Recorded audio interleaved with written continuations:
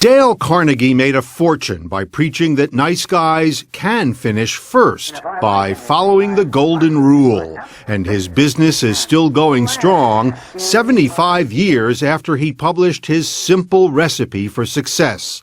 Just 2 steps: win friends and influence people. What was his philosophy in a nutshell? That you can change people's behavior by changing your attitude toward them. Peter Handel is the latest CEO of the Carnegie Empire that sells those books and teaches those courses, promising to bring you out of your shell, speak better, listen better, be a better person, and persuade other people to do what you want. I got to disagree. Do you know how many people have taken the course? We estimate 8 million. 8 million. 8 million. That's the size of a country. Some countries, that's right, exactly right. And there are some impressive alumni. Orville Redenbacher took the course, so did Warren Buffett and John Boehner. Students are attracted in large part by the book, How to Win Friends and Influence People, published in 1936. It's a collection of parables and principles, simple business advice, more Hallmark than Harvard, like smile. Be nice to people. Don't humiliate them. Don't bully them. So, with apologies, why do people need to pay good money to learn that? It's common sense. The difference is it's not common practice. We're going to start today with a representation of what may be going on every time you try to convey a message. At a Dale Carnegie class, everyone speaks, sometimes at the same time, learning to get their message across. This course, which costs close to $2,000 for 8 sessions, is pretty much the same today as it was when Carnegie himself started teaching 99 years ago. When you can agreeably disagree on something, that future endeavors with each other, it usually comes back, you know. And Bernie Dix was sent here by his boss at a New York City dry cleaners. Yeah, for tailoring, I can't do that. I'm sorry. By his own admission, he had a few issues dealing with customers. Who do I have to call, Marlene and Lorraine? He's working on it, though. I've learned how to pause. You know, How to pause? before I react, you know, to think about what I'm saying before it comes out of my mouth, which is something I never quite had a grasp on. You know? Did you used to tell off customers, or? I had rough edges, okay? You get to approach it from a different angle at a future date. You don't close the door. He's a little smoother now, he says, thanks in part to this somewhat chaotic exercise. Okay, 30 seconds, please begin. The Mets Form PF as required by Dodd-Frank. No other way to say it except that the Mets signed, you know, $160 million in payroll. What'd you learn from that? 2 people talking at the same time doesn't work. But you didn't need a class to know that, did you? Dealing with the public on a daily basis, you sometimes forget. So when you come back in, we'll straighten it all out. All right? Take care.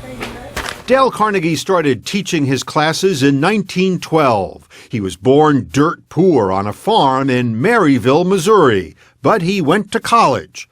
The story is he turned to public speaking to win friends in college, since he wasn't very athletic and felt inferior to the jocks. After college, he became a traveling salesman. He did well. He tried acting. He did not do well. May I give you one little bit of advice, please? Later in life, he tried acting again. When you're talking to somebody, why not let the other person finish what he's saying?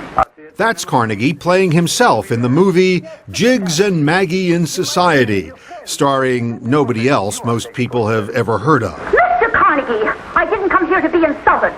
Temper, temper, temper.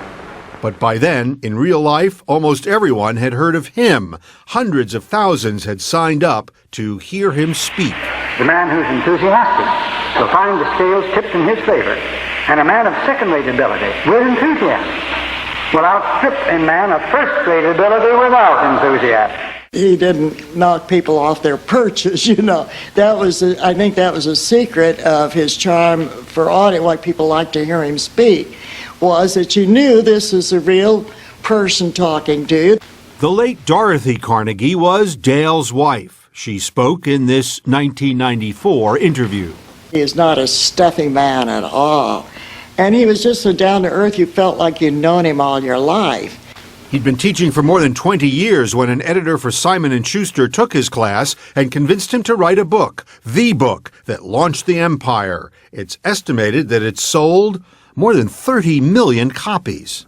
This is the original manuscript of Yes. How to Win Friends and Influence People. This is under glass preserved, much like the Declaration of Independence and the Constitution are. Brenda Johnson is the keeper of the Carnegie Flame and an indirect descendant of his. She's in charge of the Heritage Room at Dale Carnegie headquarters in Hauppauge, Long Island. It's important to our history. It's a part of who Dale Carnegie was and what this company was about. He wrote How to Win Friends as a textbook to go along with his classes. And now the book has been updated for the digital age. Turns out you can win friends and influence people virtually anytime, even if you never actually see them. Dale Carnegie was very big on smiling. How do you smile in an email with, I guess there's an emoticon. You know, There is, and that's what would he nice, have thought of but- emoticons? I don't know. That's a very good question. But you can choose words that will communicate that. If it takes longer, Okay, sir, tell me how you smile in an email. just saying, I'm having a great day. I hope you are too. I mean, that's kind of a pleasant way of saying something. But then you have to say, you know, where are the sales reports? Yeah, well, you get to that. Well, it just so happens that Dale And by all reports, sales at Dale Carnegie give the company every reason to smile. Today, the courses are offered in more than 80 countries, from China to Cameroon. It strikes me that a lot of the stories that he tells in his book are quintessentially American stories. So how does that translate to somebody in Beijing? That's a fascinating question, Richard, because that's something I've been really... Dale Carnegie told you to say that, didn't No, that's not true. Well, actually, he did, but I would have said it before. The fact is, because human nature is the same all over the world, the principles that Dale Carnegie teaches really do work all over the world. What do we want people to do as a result of our experience? And as humans, it apparently feels natural to pay someone to tell us, be nice to others, follow the golden rule, even though parents and grandparents have been giving that advice for generations and for free.